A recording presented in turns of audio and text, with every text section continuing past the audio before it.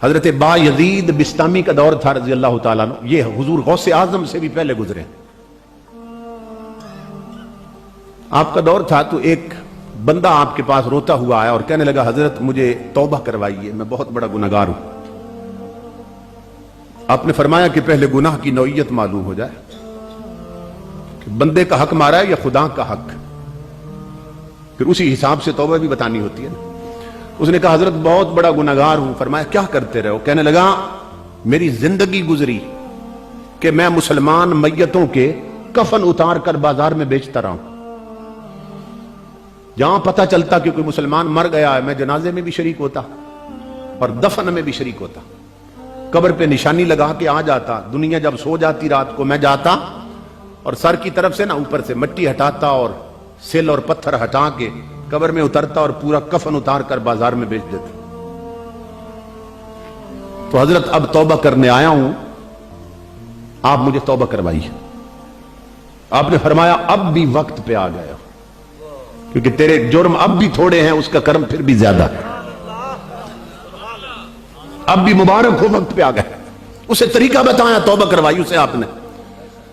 اب آپ نے فرمایا میرے دوست تو توبہ کر چکا، اب مجھے میرے سوالوں کا جواب دے، سوال کا جواب دے. اس نے کہا حضرت پوچھئے. فرمایا تو نے اپنی زندگی میں کتنی مسلمان میتوں کے کفن چوری کیے ہوں گے؟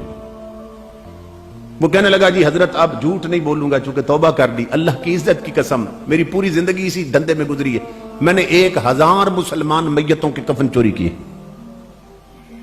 1000 کے. آپ نے فرمایا آپ میرے دوسرے سوال کا جواب دے کہ تو نے 1000 مسلمان میتوں کے کفن چوری کیے، تو عینی شاہد ہے نا، پھر اندر آنکھوں کا حال دیکھتا رہا، آنکھوں سے دیکھتا رہا.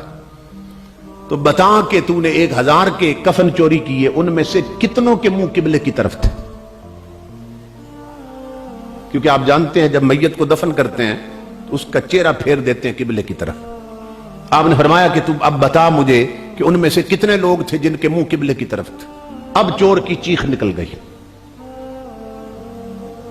اب داڑے مار کے رونے لگا. کہنے لگا حضرت اللہ کی عزت کی قسم جھوٹ نہیں بولوں گا، 1000 مسلمان میتوں کے کفن چوری کیے جن میں سے صرف 2 کے منہ قبلے کی طرف تھے، باقی سب کی گردنیں مروڑ کر چہرے پھیر دیے گئے تھے.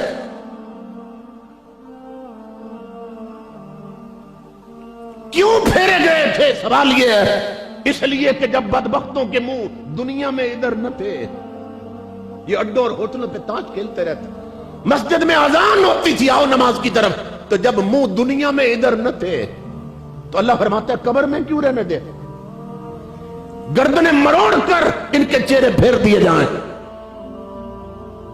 اب بتاؤ امام الانبیاء کے غلاموں، ہمارے محلے میں برادری میں کتنے لوگ ہیں جو اذان سن کے مصلی کی طرف جاتے یا نماز پڑھنے جاتے، اور یہ حشر ہونے والا ہے.